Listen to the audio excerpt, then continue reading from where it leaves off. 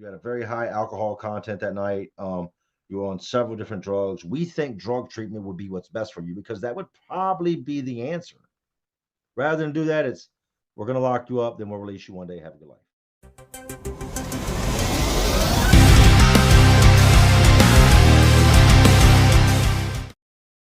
There's not a whole lot of special consideration when it comes to the courts and what you've been through or what you're going through. It's just there's right, there's wrong. You did wrong. Now go to jail. And that kind of takes me back to what you emailed me the other day. Like, what's your goal? What are you trying to achieve? Hmm. That's my stance. Um, for what I want to do, I guess, with my degree or pursue my, center towards that.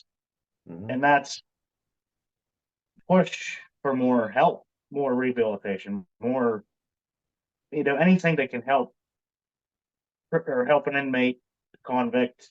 I call you guys, I say convicts too, because Hmm. there is a big difference. I've met a lot of different people that There's a are, big difference. Hmm. yeah. I think a And, big thing, man, is that we don't. If you've got a drug problem, some type of substance abuse problem, almost everywhere requires insurance. They require insurance. How many drug addicts do you know that have insurance? Not many of them. These right. guys that are out on the streets that are strung out, they want help. They need help, but there's nowhere they can go because they don't have insurance. The man is scrambling to get high every day. He's lost everything. A lot of these guys are homeless. They have nothing. And even for the people that aren't homeless, that bills are going unpaid, other things are being neglected, they're on the verge of having nothing. But you want them to be able to come up. I helped put a family member through rehab last year, and it was over $20,000 for a month, for one That's month.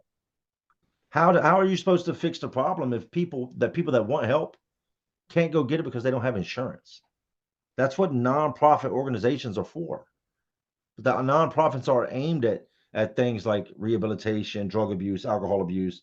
They're everywhere else, but there's nothing to really combat it. And like I've said several times, the solution to crime, addiction, and all that, it's not always incarceration. They need no, to take a deeper look. With the prisons, you will see the counselor once a year, and they call you in just to classify you. Have you been good? If so, your custody level might drop. I think it should be mandatory. Everybody should see a counselor at least every 90 days. Because from the time you saw me last year, I might not be the same when you see me in a year from now. It's almost guaranteed I've done things, gone through things, and seen things in the last year that I should probably talk to somebody. If right. they would, That, and you should be afforded that opportunity. And I don't mean to cut you off, but no, if you just said all it is classification, you should be afforded the opportunity to have, one one day at least every 90 days, and and that's even you if time. even if you don't want it, I think it should be mandatory. They should call guys in because you could call somebody in, and in that time of sitting with him, see that he's doing okay, he's adjusting well, or this man is going to become a danger to other inmates. At which point you can try to start looking into what's going on with him. Why are you so angry? What's got you so mad? Matter of fact, I want you to come back and talk to me next Wednesday and try. That's the guy you need to kind of help. That's the guy you need to work with. Well, what they don't do, a lot of these guys, especially with the lifers, they're not going up for classification because they're not going home. So you don't know what this man is in the prison doing. You don't know what he's got going through his head. He hasn't talked to anybody that gives two shits about him in a very long time. They need more people in there that actually care about people than just act robotic.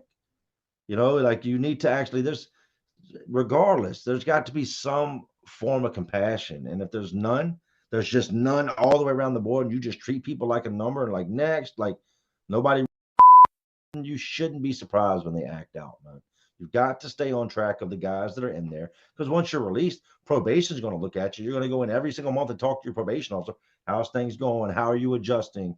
What's been going on? They're going to ask you those type of things.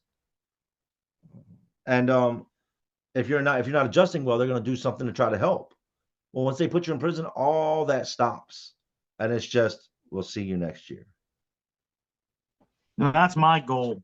um i I want to be that guy Hmm. that You know, I am that guy. It's not, I'm just gonna, okay, you know, I heard you for 5 minutes. I want to know why you're feeling what, you know, I want to know what causes a man to do what he does without thinking about it, or the opposite. Why are you premeditating this? What's eating you? And I'm not saying everybody can be fixed or helped because you just Mhm. can't. Mm-mm. But if you present the opportunity, I can almost guarantee you more guys will take you up on that opportunity.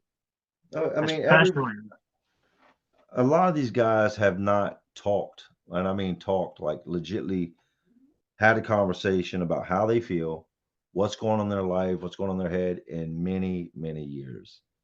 And that's why you get the result you get. You know what I mean? If you see that a man's angry, he's upset and he's mad, try to figure out why. You might save him from getting in trouble, and you might save somebody that has nothing to do with the situation from getting hurt. You know, prison's full of angry, angry men, and their biggest concern is keep him locked up till his sentence is over, and then let him go. And if he reoffends, the cops will pick him up. Now, you should probably be a little more focused on why is he so mad. Figure that right? out. Crack that code. And then when you crack that code, what you might do is you might help with the recidivism rate. This man might not go back out and reoffend. At the very end of my bid, I had a counselor, a therapist named Patricia,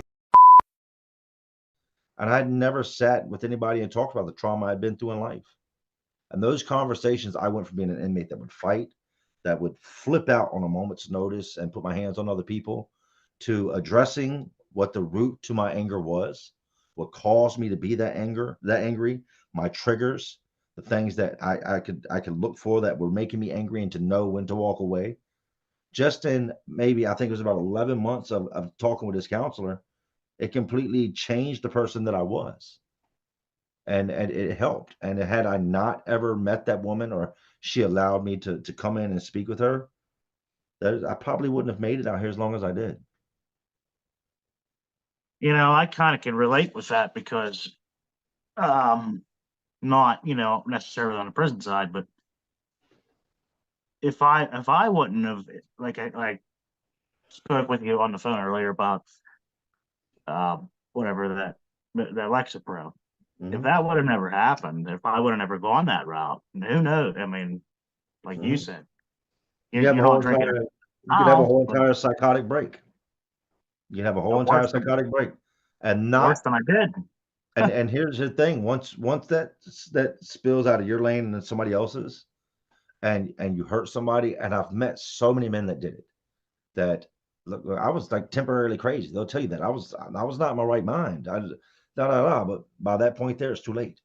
You're never going Hmm. home again from something that you really didn't have control over. You had a mental break, and you snapped in this moment. You've already got to deal with the guilt of something you did that you don't fully remember. You know what I mean? That, but you know you did it. But for a lot of guys, they didn't get the treatment or the medication they should have in time, and they just ended up being sent off to prison for the rest of their lives. Could have easily been you. I want to keep going on this for a little bit, but on the flip side of that, over medication just because they don't want to deal with you is another big issue that I Oh, don't agree with. I um I got into a fight when I first started my journey into the 10 years, and the guy I beat up was flip out, and I told you like the situation where you and somebody get in a fight. Now you got to deal with his homeboys. Well, I came back and I went back in general population. No sooner I got back in I wasn't in there. I didn't even have time to unpack my bags. I got into it again with these dudes because they were upset that I beat their homeboy up. We both went to the hole during the fight. They came in and took us out, but they were mad he left. So they put me in a hole, and I get called to the psych doctor one day, doctor by the name of Doctor. Um, and he calls me in, and he starts talking to me. And by the time he sends me out, I'm on Elavil, Risperdal, Prozac, Paxil, Thorazine, Seroquel. They've given me a tranquilizer cocktail. The Yeah. stuff they gave me had me so messed up that while in the hole, I remember at one point the guard knocking on the door and saying, "Hey, you're gonna have to give me some more of those trays before I hand you a new tray in." I woke up and I was missing weeks and months that I couldn't recall. And sitting on my counter, there was like 12 trays stacked up where you could see I had picked a little bit off each tray and I would just go straight back to sleep. And the next time I would get up would be to use the bathroom, which I really wouldn't remember, to get another tray to sit on the counter or to go get my medication. I lost months, months and months and months of my memory while taking Thorazine. This is medication that's supposed to be given to somebody that's seeing things, that's hearing voices. Yeah, it's schizophrenic medication. Yes, and you're giving it to me, and I'm literally walking around in a daze. And you know what I mean? Like I'm not even really coherent. That with all the other medications.